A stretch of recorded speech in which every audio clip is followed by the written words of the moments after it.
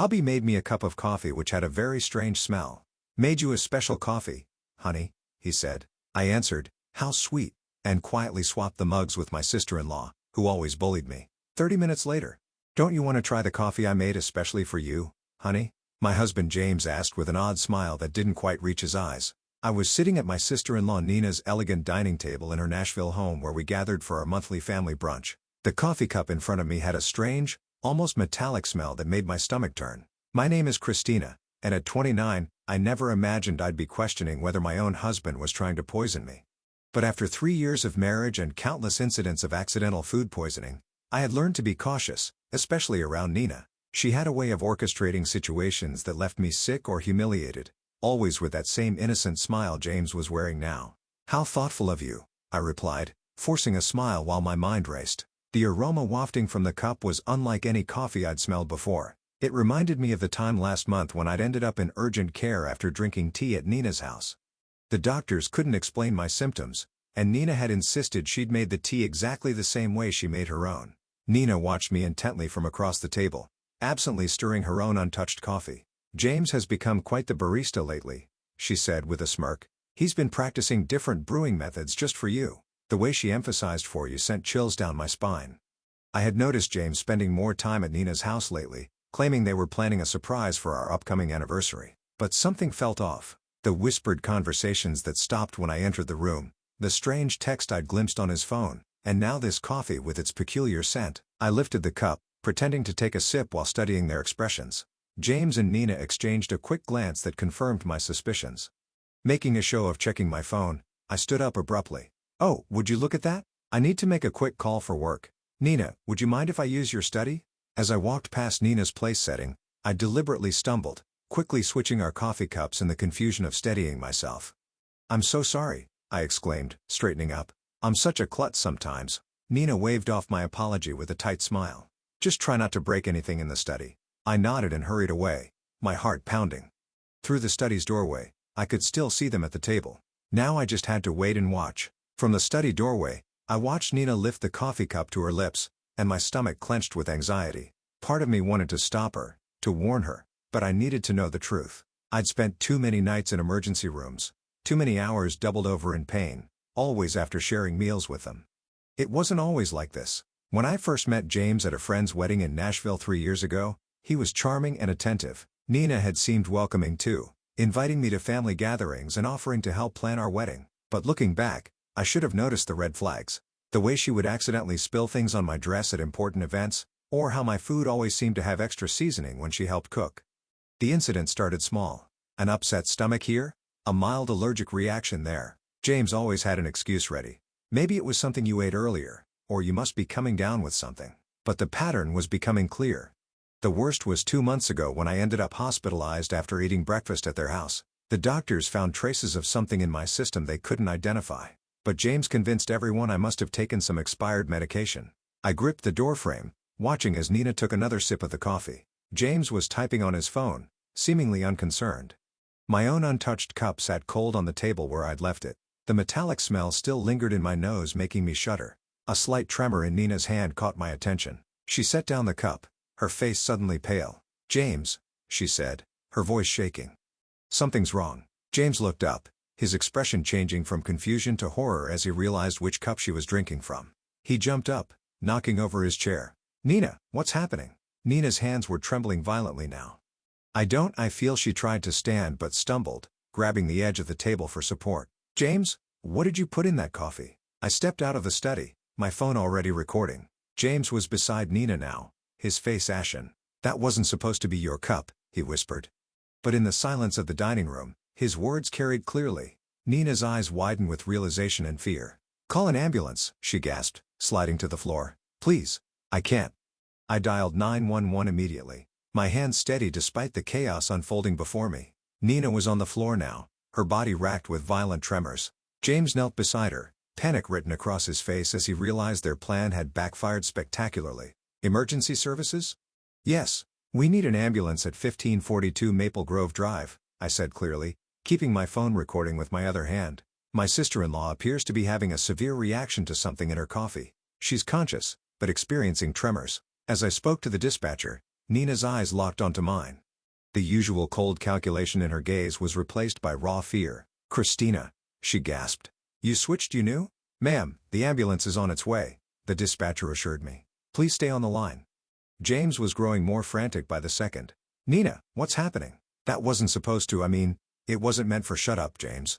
Nina snapped through gritted teeth, her anger momentarily overcoming her distress. "This is all your fault. You said it would just make her sick enough to miss the board meeting next week. You promised it wouldn't be traced." My blood ran cold. The board meeting, where I was scheduled to present my proposal for a major client account, the same account Nina had been trying to land for months at our competing firms. Everything started clicking into place. "The tea last month," I said, my voice surprisingly steady, "and the breakfast incident 2 months ago, those weren't accidents, were they?" Nina's face contorted with another wave of pain.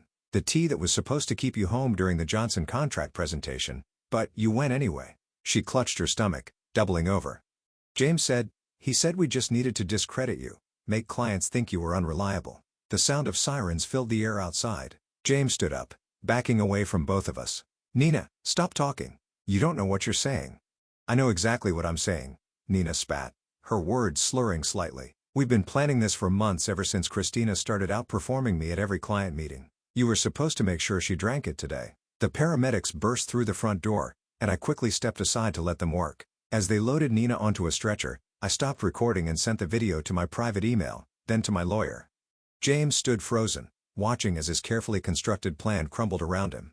"I'll ride with her to the hospital," I told the paramedics, my voice firm. "After all, I need to make sure my sister-in-law gets the proper treatment."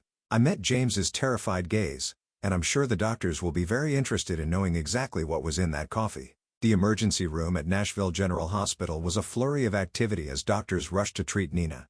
I sat in the waiting room, my phone clutched in my hand, replaying the recording of Nina's confession. The tremors in her voice, the panic in her eyes, it was all the evidence I needed to prove this wasn't just paranoia on my part. "Family of Nina Anderson?" a nurse called out. I stood up, noting James' conspicuous absence. He'd mumbled something about parking the car 20 minutes ago and hadn't returned. "I'm her sister-in-law," I said, following the nurse through the double doors. "How is she?" "She stabilized, but we found concerning levels of toxins in her system." The nurse's expression was grave. "The doctor would like to speak with you about some unusual findings in her blood work." Dr. Phillips, a tall woman with graying hair and sharp eyes, was waiting by Nina's room. "Mrs. Bennett, could you tell me exactly what happened before your sister-in-law became ill?" I took a deep breath, pulling out my phone. "I think you should listen to this first." I played the recording from brunch, watching the doctor's expression change from professional concern to alarm. "This is very serious," she said, making notes on her tablet. "The substance we found isn't something that accidentally ends up in coffee. We're looking at deliberate contamination." Just then, James appeared at the end of the hallway, his face pale and sweaty. He'd clearly overheard the doctor's words. "Christina," he started, taking a step toward me. "Let me explain." "Stay back," Dr. Phillips warned, pressing the nurse's call button. "Security to room 412, please." James raised his hands in surrender. "This is all a misunderstanding." Nina was confused. She didn't know what she was saying. "Really?"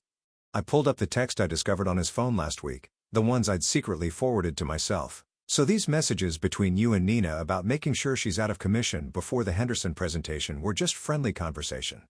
His face drained of color. "You went through my phone? After I found the strange pills in your desk drawer?" "Yes, I did." I turned to Dr. Phillips. "Doctor, I've been hospitalized 3 times in the past 6 months with unexplained symptoms. I'd like to know if they match what you found in Nina's system today." The doctor's eyes narrowed. "We'll need to run some tests to compare. Security will make sure your husband remains available for questioning." 2 security guards appeared, positioning themselves on either side of James. He looked trapped, his carefully constructed facade crumbling. "Nina and I," he stammered, "we were just trying to help you slow down. You were working too hard, taking all the big clients. Nina said if we could just make you take some time off." "By poisoning me?" My voice was steady, even as my hands shook with rage. "How long have you been doing this? Was it you who tampered with my food at the Christmas party too?" James's silence was all the answer I needed. Behind him, I could see Nina's room, where she lay connected to various monitors. Her earlier bravado was gone, replaced by the fear of someone who knew their schemes had finally caught up with them. "Detective Mendoza is on her way," Dr. Phillips said quietly. "She'll want to take statements from everyone involved." I nodded, feeling a strange sense of calm. The truth was finally coming out, and there was no going back. Detective Mendoza arrived within the hour, her presence commanding attention in the sterile hospital corridor. She was a seasoned investigator who specialized in domestic abuse cases, and she listened intently as I played the recording from brunch and showed her the text messages. "Mrs. Bennett," she said, reviewing her notes, "you mentioned previous hospitalizations. Can you tell me more about those incidents?" I pulled out my phone again, opening a document I'd been quietly maintaining for months. The first time was in February after a dinner at Nina's house. I had severe stomach pains and dizziness. The second was in April, the tea incident, and then in June after breakfast with them. My voice remained steady as I continued. Each time, the symptoms were similar, but just different enough that the doctors couldn't pinpoint a cause. The detective's eyes narrowed as she looked at my detailed log of dates, symptoms, and circumstances. "And you've been keeping records?" "Ever since I noticed the pattern." I hesitated before pulling out another phone from my purse. I also started carrying a backup phone with a different number. I used it to record conversations when I was around them. I have several where Nina and James discuss their plans, though they're careful not to be explicit. In one of the recordings, Nina's voice came through clearly. "The Henderson account is worth millions, James. We can't let her ruin everything we've worked for. Just stick to the plan. A few days of illness should be enough." James's response was equally damning. "I've got something stronger this time. She won't make it to the presentation." Detective Mendoza's expression hardened as she listened. Through the window of Nina's room, I could see my sister-in-law was now awake, looking significantly less confident than she had at brunch. "The hospital is running toxicology screens," the detective informed me. "Dr. Phillips has already identified several substances that don't occur naturally. We'll need samples from your home as well." A commotion down the hall caught our attention. James was arguing with the security guards, his voice rising in desperation. "I need to speak with my wife," he shouted. "Christina, please. You don't understand. We were trying to protect you." Detective Mendoza stepped between us. "Mr. Bennett, you're not helping your case. We've already found evidence of premeditated? James laughed, a hollow sound that echoed through the corridor. "We were just trying to slow her down. She was working herself to death, taking all the major accounts. Nina said if we could just make her take some time off. By poisoning her." Detective Mendoza's voice was sharp. "That's not protection, Mr. Bennett. That's attempted murder." The color drained from James's face. "Murder? No? That's not. We never meant to." "Then what exactly did you mean to do?" I asked, my voice surprisingly calm. "When you put something in my coffee this morning, what was supposed to happen?" James's silence spoke volumes. Behind him, I could see Nina watching through her hospital room window, her face a mask of fear and calculation. I wondered if she was trying to figure out how to spin this, how to explain away months of systematic poisoning as some sort of misguided attempt at helping me. "We'll need both of their phones," Detective Mendoza told the security guards, "and I want officers posted at both doors. Nobody leaves until we get the toxicology results." Dr. Phillips entered Nina's room with a tablet in hand, her expression grim as she reviewed the test results. Detective Mendoza and I followed while James remained outside with the guards. Nina tried to sit up straighter in her hospital bed, but the tremors hadn't completely subsided. "The toxicology report shows elevated levels of several substances," Dr. Phillips announced, her voice clinical. "Most concerning is the presence of a particular compound that's typically used in pharmaceutical testing. It's not something the general public should have access to." Nina's face paled. "That's impossible.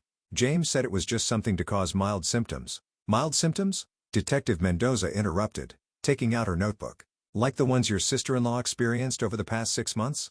The door opened and another detective entered holding an evidence bag. "We found these in Mr. Bennett's office desk at the Anderson marketing firm," he reported, presenting several small bottles with clinical labels, along with detailed notes about dosages and reactions. I felt my knees weaken as I realized the full scope of their plan. "You were documenting everything, like some kind of experiment?" "It wasn't like that," Nina protested, but her voice wavered. "We just needed to track what worked. The first few attempts weren't effective enough. You kept showing up to meetings anyway. So you increased the dosages," Detective Mendoza concluded, examining the bottles. "Did you know these substances could be lethal in higher concentrations?" The room fell silent. James, still visible through the window, sank into a chair in the hallway, his head in his hands. "The Henderson account," I said slowly, pieces clicking into place. "It wasn't just about that presentation, was it? You needed me out of the way permanently because the client specifically requested me as their lead." Nina's face contorted with a mixture of anger and fear. "You were ruining everything. I built that client portfolio for years, and then you show up and suddenly everyone wants to work with you instead. James said he could fix it. By killing me?" The words hung in the air heavy with accusation. "We weren't trying to." Nina started, but Dr. Phillips cut her off. "The concentration in the coffee you drank today," the doctor stated, looking directly at Nina, was significantly higher than previous samples we've analyzed from Mrs. Bennett's earlier hospital visits. If she had consumed it, the outcome would have been severe, possibly fatal. Detective Mendoza turned to the other officer. We'll need a full warrant for both their homes and offices, and contact the pharmaceutical company listed on these bottles. Find out how they obtained these substances. Nina slumped back against her pillows, the fight draining from her face. It wasn't supposed to go this far, she whispered. James kept saying we just needed one more try. I stepped closer to her bed, my voice steady despite the trembling in my hands. Every time I got sick, every meeting I missed, every client I lost, you were both there watching, taking notes on how your poison was affecting me. What kind of people does that make you? The silence that followed was deafening. Outside, I could hear James being read his rights as additional officers arrived. Nina stared at her hands, unable to meet my gaze. Detective, I said, turning away from my sister-in-law. I'm ready to make my formal statement now. The trial lasted 3 weeks, but it felt like years. I sat in the courtroom each day watching as the prosecution methodically laid out their case against James and Nina. The evidence was overwhelming. The bottles from James's office, their detailed notes on each poisoning attempt, the recorded conversations, and text messages discussing their plans. What struck me most was their demeanor throughout the proceedings. Nina, usually so polished and confident, looked small in her defendant's chair.